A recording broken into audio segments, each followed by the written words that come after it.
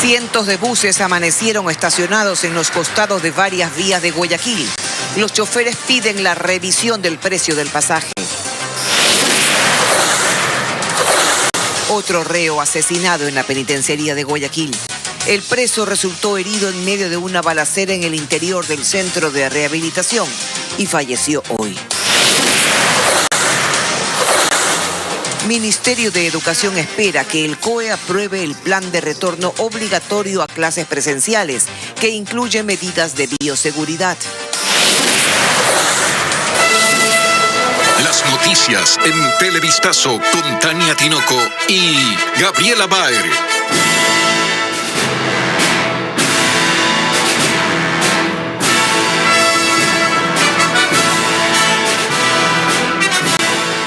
Buenas tardes, amigos televidentes, bienvenidos a esta emisión de Televistazo. Comenzamos informando que en Guayaquil cientos de buses urbanos paralizaron sus servicios parcialmente. Hola Gaby, ¿qué tal? Hola Tania, amigos, ¿cómo están? Se trata de una protesta de transportistas para exigir que las autoridades municipales realicen un estudio técnico que fije el incremento del valor del pasaje. Diego Cuenca nos informa que la medida afectó la movilidad de los usuarios porque solo el 50% de la flota de las unidades está operando. Son cientos de buses urbanos que no están operativos desde la mañana de ese martes en Guayaquil. Los choferes apagaron los motores de sus vehículos y los estacionaron en fila. De esa manera protestaron para que las autoridades municipales revisen la tarifa del transporte público local. No podemos hacer un cambio adecuado de aceite a las unidades, no podemos comprar llantas. Imagínense con el incremento que tenemos en combustible. Entonces ya no damos para más. Sobre todo las unidades están siendo embargadas porque no tenemos para cancelar nuestras deudas. La paralización del servicio es parcial porque solo el 50% de la flota de buses está operativo.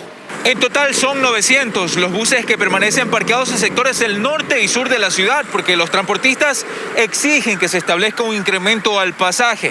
Eso causó molestia a los usuarios. Hace 3 horas. Y no llega ni un bus. Ni uno. Y no hay para el taxi tampoco, pues.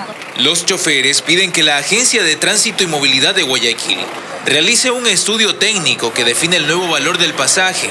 Así lo describió Cristian Sarmiento, representante del gremio. No pensamos en una compensación o un subsidio, porque nosotros queremos limpiar, romper este tabú y demostrar cuál sería la realidad de un valor tarifario ante los costos operativos y la rentabilidad que está en la ley para los transportistas urbanos. La autoridad de tránsito explicó tener un plan para controlar la manifestación vehicular. Estamos movilizando la transportación escolar, la transportación que hace transporte de personal, para que ellos movilicen a las personas en los sitios donde hay mayor demanda de usuarios. Por su parte, la Agencia de Tránsito y Movilidad, a través de un comunicado, anunció que ese miércoles se reunirá con los transportistas urbanos para buscar una solución a su crisis.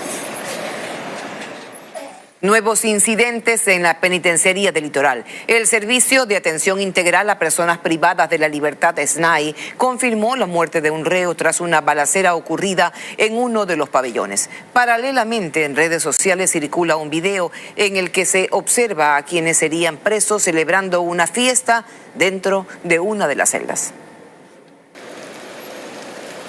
Los rumores comenzaron desde ayer, pero la confirmación oficial llegó recién hoy a través de la cuenta Twitter del SNAI. En un par de publicaciones confirman esto.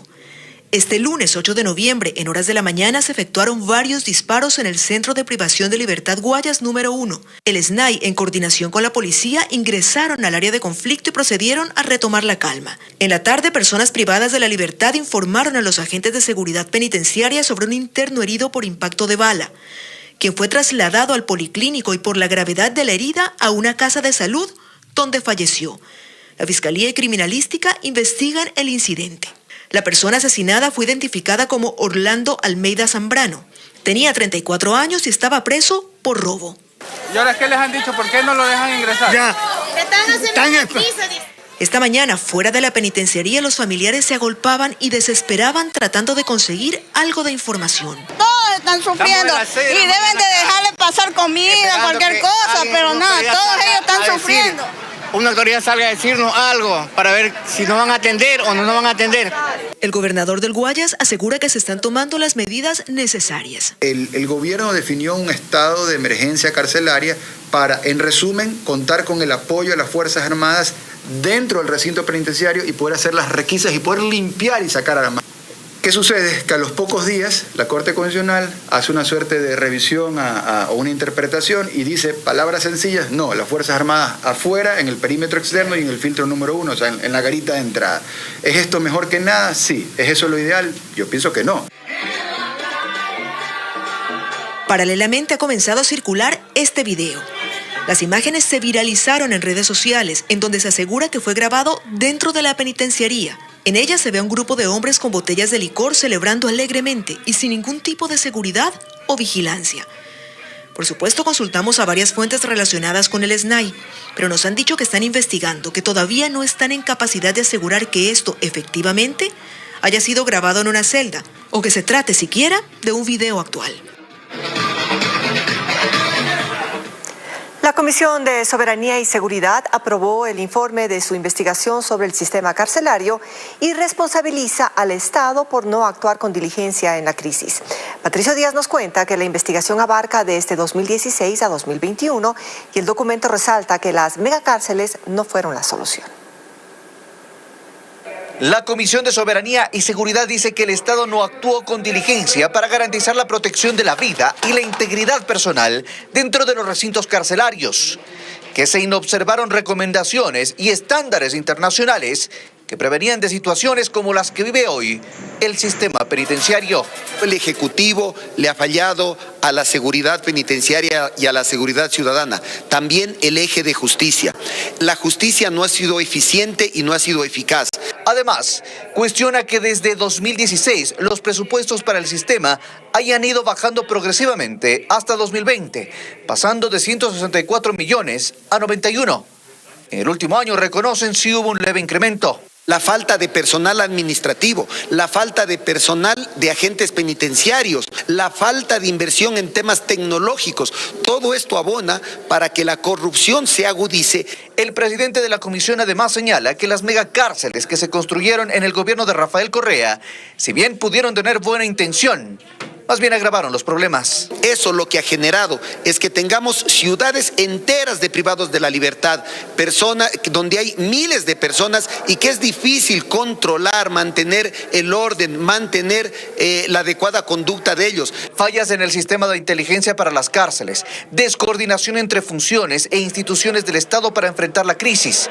El informe pasará al Pleno para su análisis y aprobación.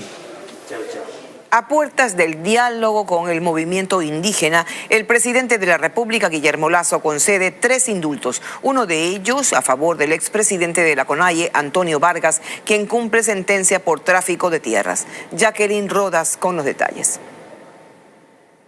El expresidente de la CONAIE, Antonio Vargas, está en la cárcel de Macas en Morona, Santiago, desde el pasado 20 de junio, cumpliendo una sentencia de 3 años y 4 meses por el delito de tráfico de tierras, un conflicto de larga data relacionado con asentamientos irregulares en la hacienda Tezulay, en Pastaza. Pero saldrá de prisión en las próximas horas debido a que el presidente el señor Carlos Antonio Vargas Guatatuca, que consiste en el perdón de la pena privativa de libertad y multa que le han sido impuestas. El documento se emite a puertas del diálogo con el movimiento indígena previsto para este miércoles en el Palacio de Carondelet, al que asistirá el actual presidente de la CONAIE, Leonidas Diza, y dirigentes de otras organizaciones. El primer mandatario también indultó a Carlos Chacha Isa y Gonzalo Villamil Gualinga, sentenciados en 2019 a 4 años de prisión por el delito de paralización de un servicio público, junto con el exasambleísta del correísmo Jofre Poma, debido a la toma del oleoducto transecuatoriano Sote durante las protestas de octubre de 2019. Ellos están detenidos en la cárcel de Sucumbíos a la espera de su liberación. En el Servicio Nacional de Atención a Privados de Libertad, SNAI, entidad encargada de ejecutar el decreto, informaron que están realizando el trámite. Esta tarde, el presidente Guillermo Lasso recibirá a delegados del bloque de Izquierda Democrática en el Palacio de Carondelet. Abordarán temas de agenda legislativa, precios de los combustibles, reforma tributaria, entre otros. La cita se llevará a cabo luego de que la vicepresidenta de la Asamblea, Yesenia Guamaní, conversó con el primer mandatario este lunes. Además, está previsto que el miércoles se reanude el diálogo con la Confederación de Nacionalidades Indígenas del Ecuador, CONAIE. La ministra de Educación presentó la propuesta de retorno a clases presenciales en todo el país. Sin embargo, especificó que existirá una modalidad a distancia para las familias que opten por permanecer en casa. Ana María Palacios nos cuenta que la funcionaria explicó que la obligatoriedad es para las instituciones. El regreso a clases presenciales con aforo completo en todo el país podría arrancar a partir de este 22 de noviembre si el COE nacional lo aprueba. Las familias podrán escoger la modalidad a distancia. Las familias que deseen mantenerse en esta modalidad de educación a distancia tendrán que hacer una solicitud de traslado para poder ubicarles en una institución educativa fiscal gratuita de educación a distancia. No existirá modalidad híbrida. Sin embargo, la ministra hace un llamado a la presencialidad por la salud mental de los estudiantes y su aprendizaje. La funcionaria recalcó que no es obligatorio el uso de uniformes ni útiles escolares. No vamos a penalizar o excluir a ningún estudiante que por las condiciones de vulnerabilidad, inclusive condiciones de pobreza de las familias, no puedan adquirir estas listas básicas de útiles. El protocolo de regreso ocurre debido al proceso de vacunación y se continuará con la implementación de medidas de bioseguridad en los establecimientos. Tenemos que hacer un cronograma en las instituciones educativas para que en los recreos no todos los estudiantes salgan a las mismas horas, sino que salgan de manera escalonada, propender hacia actividades en espacios abiertos y con ventilación. El regreso sería por niveles. El 22 de noviembre, estudiantes de bachillerato técnico, rural y de la región insular. 6 de diciembre, ingresarán los estudiantes de todos los bachilleratos y básica superior. Y finalmente, el 17 de enero de 2022, volverían los estudiantes de educación inicial hasta básica. Según el ministerio, desde el 7 de junio solo se han registrado 31 casos de COVID en colegios de todo el país.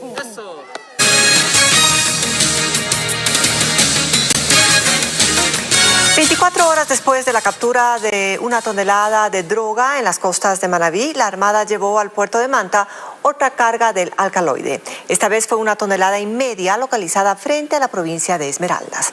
Karen Ceballos con la información. Fueron 43 bultos llenos de bloques de droga los que descargaron en la estación guardacostas ubicada al interior del puerto de Manta en Manabí.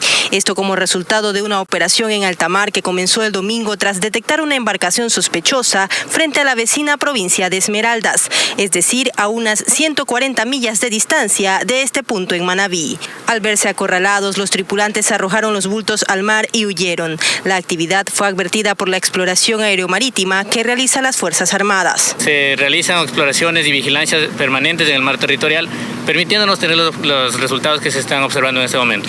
Canecas con combustible y una radioboya para rastreo satelital son también parte de la evidencia entregada a la policía. No es tan sencillo recoger los bultos que están en el mar por la deriva, pero de acuerdo a mi corta experiencia les puedo manifestar que ahí aproximadamente hay 1,5 toneladas.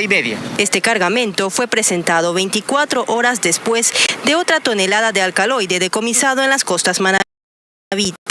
Manabí ya supera las 17 toneladas de droga incautadas en lo que va del año. Está con nosotros el ministro de Defensa, Luis Hernández, para intentar explicar la dimensión del daño ocurrido en el radar de Montecristi. Gracias, general. Efectivamente, es muy grave lo que ha ocurrido, ya sea negligencia o falta de cuidado en el mejor de los casos y en el más grave, un ataque. Si es así, ministro, ¿nos estamos enfrentando a una declaración de guerra por parte del narcotráfico? Muy buenas tardes. Lo que aquí se trata es que el Estado está accionando a través del gobierno para justamente combatir el narcotráfico, y esas acciones obviamente son el empleo del radar en un territorio donde no teníamos control del espacio aéreo. Sí, estas acciones obviamente les preocupa a estas personas porque es una forma de limitar su accionar. Lo que pasó en el radar es un daño en el sistema de mecanismo que permite la rotación de la antena. Yo me fui ayer personalmente y pude observarlo. Todavía no está determinado si es que es una explosión o es un atentado a través de un explosivo que se colocó. Eso lo va a determinar la policía y esperamos que esta tarde ya tengamos el informe de los laboratorios de la policía. Es decir, esto no quiere decir que nosotros no estemos haciendo investigaciones al respecto para ver si existe una negligencia. Yo he ordenado ya una investigación por parte de la Fuerza Aérea, que es la encargada del cuidado y operación del radar, y también otra investigación independiente del Ministerio de Defensa, de manera de encontrar realmente las razones y si es necesario y si amerita, obviamente, tomar las correcciones y a continuación sancionar a los responsables. ¿Cuál es el plazo que se han puesto? Lo conocemos, General Hernández, usted es un hombre de pocas pulgas, dicen por allí. Entonces, ¿cuál es el plazo que se ha puesto para que, si la policía va a dar a conocer este informe hoy y ustedes han iniciado otras investigaciones, ¿cuándo vamos a saber? El radar duró solo 10 días. Sí, la policía entrega esta tarde, ya el informe tiene que estar avanzado de la Fuerza Aérea, entonces yo creo que esto puede estar ya en esta semana. Con ese informe obviamente es un insumo para la investigación por parte del Ministerio de Defensa y la primera parte de la investigación ya tiene que estar lista al final de esta semana. Y la otra esperemos que no tarde más del día lunes, del día martes, porque tendrán que irse las autoridades del Ministerio de Defensa al sector. Todavía no han salido porque estamos esperando los reportes de la policía y el reporte del informe de la Fuerza Aérea. Una vez que tengamos eso, continuamos con la segunda fase de la investigación, justamente para encontrar todas estas preguntas que tienen que ser respondidas, no solamente al Ministerio de Defensa, sino a toda la ciudadanía. De acuerdo. ¿Cuándo entonces estaría nuevamente habilitado este radar? ¿Podemos hablar de fin de mes?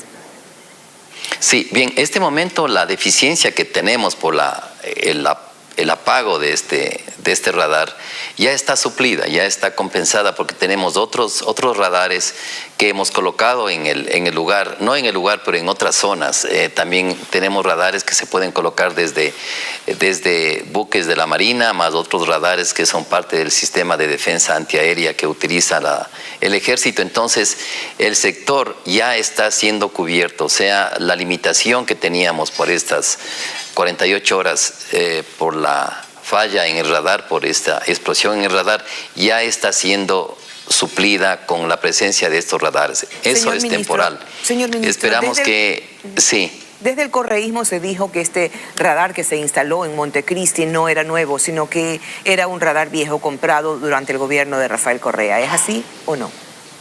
No, este radar es un radar nuevo, este es un radar de fabricación española que fue traído de otra parte del territorio ecuatoriano y que es un radar que funciona muy bien, estaba conectado a todo el sistema de defensa nacional, entonces es un radar que tiene muy buenas características para su empleo y es así que, por ejemplo, en los últimos 10 días no se detectó ninguna avioneta en el sector porque se sabía, obviamente, que estaba unos ojos ahí observando el espacio aéreo. Entonces, esto va a ser corregido inmediatamente. Preocupa sobremanera que se conozca o que haya la inquietud de que el seguro, al que usted ya hizo alusión, habría sido contratado de forma provisional. ¿Esto significa algún problema para quienes no entendemos de seguros? ¿Esto puede generar algún tipo de duda o no tenemos que tener dudas?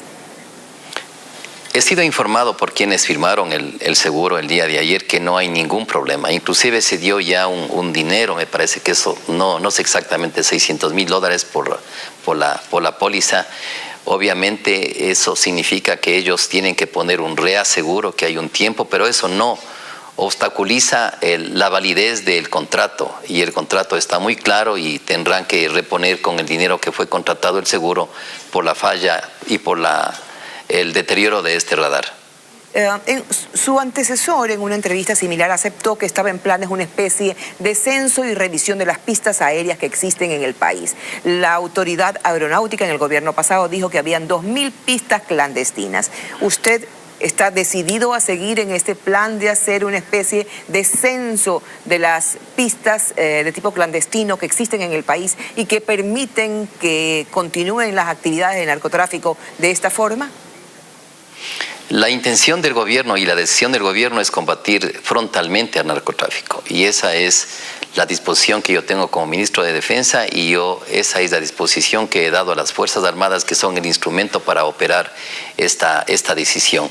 Obviamente el control aéreo es una parte solamente, pero el control del territorio ya en el terreno también es parte de la responsabilidad de las Fuerzas Armadas, y se continuará con este censo, pero este censo no va a quedar solamente en conocer que hay las pistas, sino también en encontrar las formas legales, por supuesto, de obstaculizar el aterrizaje o la operación de avionetas clandestinas, presumiblemente con droga, en estos lugares. Entonces es algo que vamos a continuar, lo vamos a acentuar, pero al mismo tiempo vamos a operar acciones que impidan que sean utilizadas.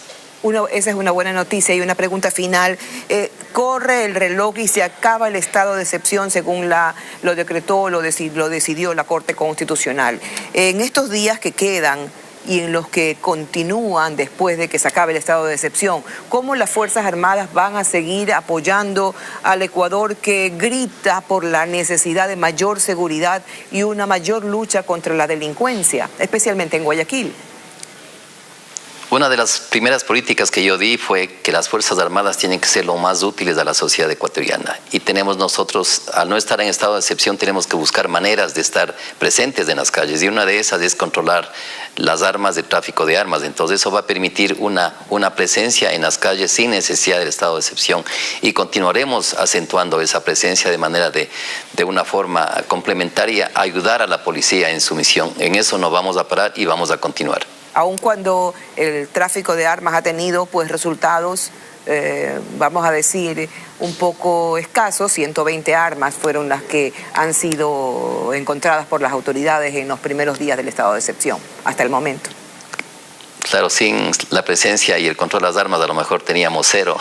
120 es un número, quisiéramos tener más, por supuesto, pero tenemos que mejorar. Es unas operaciones que tenemos que mejorar para, lógicamente, encontrar más este tipo de armas si existieran, pero el hecho de estar controlando ya es una forma de disuadir. Entonces, gracias, ministro. Con estado de excepción y sin estado de excepción continuarán en esa tarea. Gracias por estar aquí. Así es, a usted muchas gracias. Una buena tarde. Continuamos con un tema relacionado a la inseguridad. Establecer corredores viales seguros es una de las estrategias que anunció el gobernador del Guayas, Pablo Arosemena, para reducir los delitos en Guayaquil. Además, anunció que 30.000 guardias de seguridad privada se sumarán al plan de seguridad. William Young con más de esta noticia. En un conversatorio con la Asociación Ecuatoriana de Radiodifusión, AERE, el gobernador del Guayas confirmó que tras la reunión con la alcaldesa de Guayaquil, iniciaron nuevos operativos conjuntos.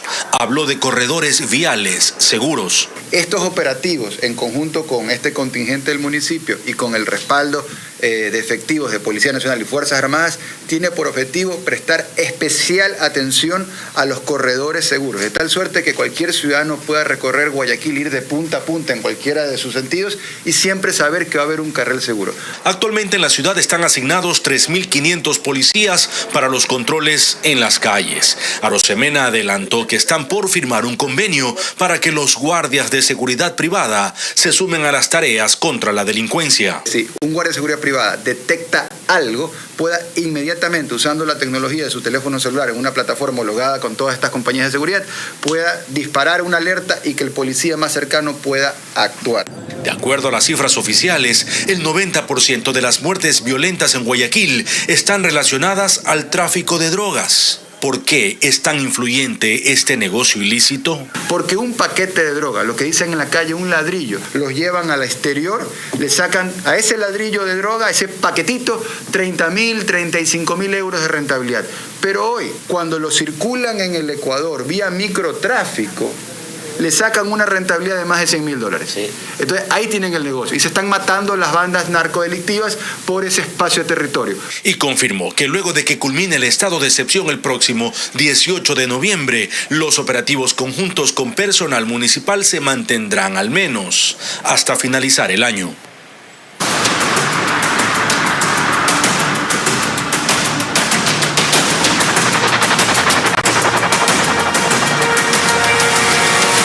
Contrabando de arroz. este segundo informe especial sobre el contrabando de arroz, les mostraremos cómo en tarabitas y botes inflables los contrabandistas arriesgan su vida cruzando el río Macará en Loja para traer mercadería. Según la policía, en Macará hay más de 19 pasos ilegales identificados en la frontera entre Ecuador y Perú y que son usadas por las mafias. Nuestro corresponsal Fabricio Lapo con este tema. Desde el aire se visualiza cómo los contrabandistas cruzan productos desde el Perú al Ecuador, usando tarabitas y botes sobre el río Macará en la provincia de Loja. Una vez que la mercadería está en el país, es transportada en camionetas por senderos irregulares. Entre los víveres que ingresan clandestinamente está el arroz. Rommel Aguilar, intendente de policía de El Oro, dice que los cultivos peruanos de esa gramínea están a 15 minutos de Macará. En Macará estamos sobre las 7 piladoras que existen y por ahí estuvo en su momento ingresando arroz peruano en saca o en cáscara, donde era procesado acá en el Ecuador, era envasado en el Ecuador y distribuido en el Ecuador. Y eso es lo que tenemos que evitar, que nos ingrese el producto de esta forma. Los agricultores señalan que mientras la saca de arroz peruano sin pilar se vende entre 18 y 20 dólares, el valor referencial del arroz ecuatoriano es de entre 30 y 32 dólares. Cuestionan que en Macará y Zapotillo existan 7 piladoras para procesar solo 2.000 hectáreas de sembríos de arroz. Pero Irving Luzuriaga es agricultor y propietario de una de las piladoras y rechaza que los responsabilicen del contrabando en la frontera.